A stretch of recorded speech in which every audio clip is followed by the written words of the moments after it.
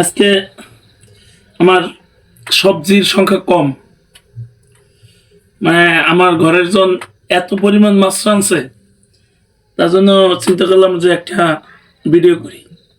সে সবজি রান্না করেই নেই, মানে আমি অতটা সবজি খাই না, কারণ সবজির ভিতরে এই যে খাওয়া প্রায় শেষ হয়ে গেছে, মাছ ধরে খাইছি। এই যে আলু টমেটো মিশিয়ে রাঁধছে, ভাজছে।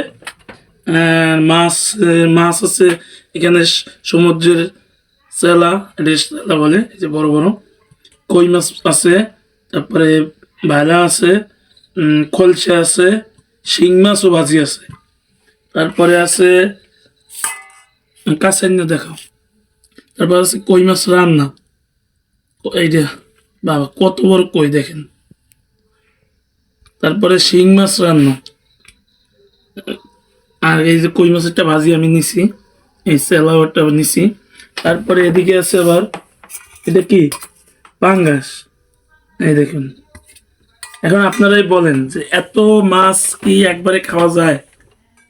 সে কোনো সবজি টবজি রান্না করে নাই, জানি না সে রাগ করে করছে কিনা, নাকি সে আমাদের সব দেশে একবারে খাও, ঘরের সবাই খাওয়া হয়ে গেছে, এখন আমার এগুলো সব খাইতে হবে।